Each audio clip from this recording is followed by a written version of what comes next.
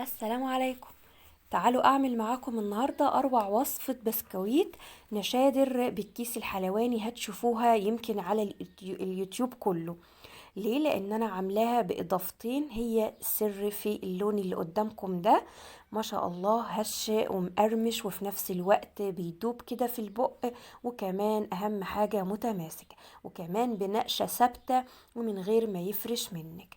تابعي معايا الفيديو للآخر. وقبل ما أبدأ في الفيديو ما تنسينيش من اللايك والاشتراك في القناة. وأهلا بيكي في عالم شيماء فرغلي. معايا هنا بقى المكونات بتاعتي. المادة الدهنية عبارة عن 400 جرام من الزبدة بدرجة حرارة التلاجة، يعني خارجة من التلاجة. معايا 200 جرام من السمنة الساقعة، يعني حوالي 3/4 كوب.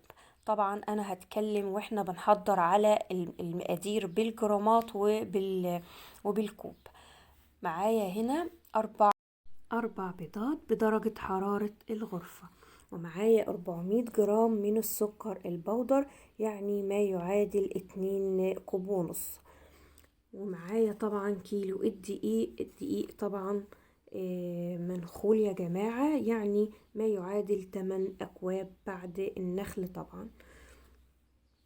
تعالوا بقى نحضر معايا الخطوات بتاعتنا. اول حاجة هنبتدي بيها الخميرة بتاع البسكويت. دي عبارة عن نص كوباية من اللبن الدافي، هضيف عليها معلقة صغيرة ممسوحة من النشادر. ياريت ما نكترش النشادر عشان هي السبب في فرش البسكويت، ويعني تضييع النقشة بتاعته. اول حاجة. تاني حاجة هنا اركني طبعا النشادر على جنب. تعالي بقى نضيف المواد الدهنية السمن والزبدة مع بعض، وحاولي تفككيهم بالمعلقة كده مع بعضيهم، بحيث انه يكون خليط واحد، ما تعرفيش فين السمن وفين الزبدة. ابتدي تجيبي المضرب بتاعك على اول سرعة، وتبتدي تضربي الخليط ده مع بعضيه، علشان خاطر بلاش تضيفي السكر والسمن كده من غير ما تضربيهم. لا، ابدأي الخطوة بالظبط زي ما انا ماشية عشان توصلي شايفين احنا فككنا السمن مع الزبدة. تعالوا بقى نضيف السكر يا جماعة يكون منخول. السكر ما يكونش انتي طحناه في البيت، لانه طبعا يعني مش بيبقى بالنعومة بتاع اللي احنا شاريينه من بره. تمام كده. ويكون من عند حد يكون عليه سحب، علشان ما يبقاش مركون وفيه ريحة مش مستحبة. قبل طبعا ما اشغل المضرب، عشان كده الدنيا هتتبهدل والمقدار هينقص معايا. ياريت تقلبي السكر مع الزبدة يعني او المادة الدهنية مع بعضيهم، علشان خاطر ما الدنيا يعني ما تبهدلش معانا. خلصنا الخطوة دي، نبتدي بقى الشغل بتاعنا. وركزي في الخطوات اللي جاية دي. اول حاجة انا هعملها هنا، هشغل المضرب بتاعي على اهدى سرعة خالص. ما نبتديش باعلى سرعة، لا، ابتدي بالتدريج. وطبعا يا ريت من وقت للتاني تريحي المضرب بتاعك علشان ما يحصلوش حاجة لا قدر الله. طبعا وانا بضرب انا بوريكم اهو اني بضرب على سرعة يعني قليلة، ثم الاعلى فالاعلى لحد ما تجيبي اعلى حاجة في مضربك. ينفع تعمليها بايدك او بمضرب يدوي، مش عايزين نصعب حاجة على حد. تمام، بس طبعا هتكون متعبة شوية. المهم هنضرب فيها ضرب كده زي ما انتوا شفتوا. وهنبتدي نجيب معلقة والسبياتولة، وتبتدي تنزلي الأجناب، علشان خاطر بيبقى فيه طبعا حاجات مش ممتزجة مع بعضيها. هبتدي بقى أعمل إيه هنا دلوقتي. أنا ضربت الحاجات دي لحد ما تبقى بقوام وتعمل لي فوم. عارفين الكيكة الأسفنجية لما بتعمل منقار كده؟ هو أنا عايزة المضرب بتاعي يكون فيه المنقار ده. اركني الخليط ده على جنب، او حطيه في التلاجة لحد ما نجهز البيض. هتعملي ايه في البيض؟ في ناس بتروح منزلاه بيضة بيضة، احنا هنعمل كده ولكن بعد تركة مهمة جدا. تابعي الفيديو معايا للآخر. دول 4 بيضات بدرجة حرارة الغرفة، ولو هتستخدمي بيض بلدي هيكونوا 5. هضيف عليهم ايه دلوقتي؟ فانيليا بطعم البرتقال. فانيليا بطعم البرتقال طبعا بتخليها ريحته جميلة، وبتكون سبب كمان في انها تديله اللون جميل. لو مش حابة يعني البسكوت بتاعك ياخد طعم البرتقال، فضيفي فانيليا عادية. طيب سر اللون معايا كمان هنا ايه؟ ضفت معلقة كبيرة من التانج يا جماعة، اللي هو الاكياس الفروت دي بطعم البرتقال. طيب هتقولي لي انت ليه ما نزلتيش بيضة بيضة؟ لا انا يعني ما حطيتيهاش ليه على الخليط بيضة بيضة؟ لا، اسمعي بقى. الطريقة دي اولا انسي اي زفارة تحصل من البيض، وثالثا اللون بيبقى قوي وامتزاجه اقوى. يعني ما شاء الله، اتفضلي شوفي النتيجة قدام عينك اهي. هعمل ايه وانا بضرب؟ طبعا بعد ما خرجتها من التلاجة الدقيقتين ولا ال5 دقايق اللي حضرت فيهم البيض، هنزل يعني نقطتين نقطتين واضرب، نقطتين نقطتين وتضربي لحد ما يختفي. اوعي تستسهلي وتنزلي بالبيض مرة واحدة، هتحسي انك غرقتي ومش عارفة هتعملي ايه. شايفين كده؟ الفانيليا بتبقى طايلة البيض كله، والعجينة بتختلط كلها وبيبقى لونها جميل. ده سر رابع او خامس سر معايا هنا للون يا جماعة، ركزوا معايا. طبعا لو مش حابة الضفتين دول براحتك، هتبقى فانيليا عادية، وبرضو اضربي معاه البيض. تمام. هنفضل نضرب لحد ما يعمل لي فوم عالي جدا والكريمة معايا تفتح. طبعا الزبدة او السمنة المتاح ليكي، اهم حاجة تكون حاجة غير مملحة. في حاجات اقتصادية، اهم حاجة بعيدي عن الحاجات اللي هي داخلة مقاطعة. في بقى دلوقتي انا اهو خلاص ضفت البيض، خلصته كله اهو، ولحد ما اللون بتاعه افتح معايا. تعالي بقى في الخطوة اللي جاية دي، واللي انا هضيفه دلوقتي الخميرة اللي احنا حضرناها. يا ريت الخميرة وانتي بتحضريها ما تحطيهاش في حاجة صغيرة قوي، لا حطيها في حاجة غويطة بالبلدي كده، علشان خاطر لو فارت ما فيش حاجة تنقص من المقدار.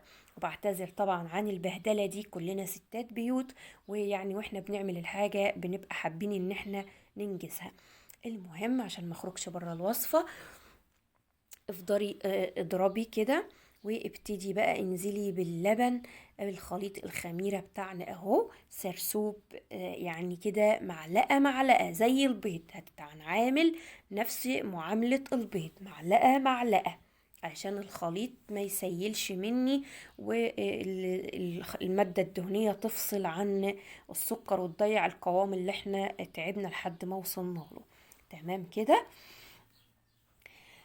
بعد كده هضيف بقى قدامكم دلوقتي إضافة يعني بتعزز معايا الطعم جدا واللون. المعلقة اللي أنا حطيتها قدامكم دي معلقة من الكاسترد، بودرة الكاسترد يا جماعة، بيديله طعم جميل جدا وبيديله ريحة يعني خطيرة فعلا. بس مقدار اضافة الكاسترد هتشيلوها من الدقيق. احنا معانا كيلو دقيق، يبقى كيلو دقيق الا المعلقة اللي احنا ضفناها بتاع الكاسترد. مش متاح كاسترد عندك، يبقى هتضيفي معلقة واحدة من النشا. تمام كده.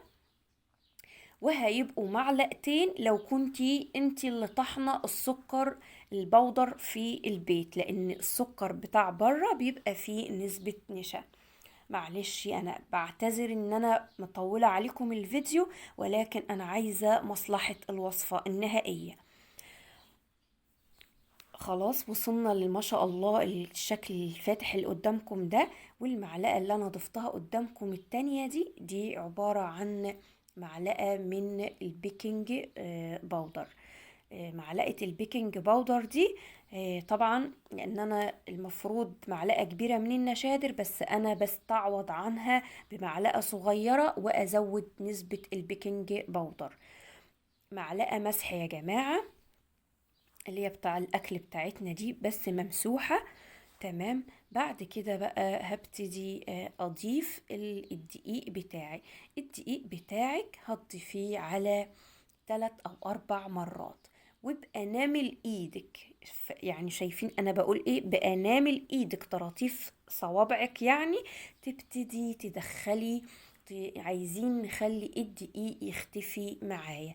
بالمناسبة نوع الدقيق اللي انا مستخدماه دقيق طبعا متعدد الاستخدامات، او هتلاقيه مرسوم عليه كحك والبسكوت، او طبعا في حاجات زي الضحى وزي الكوثر.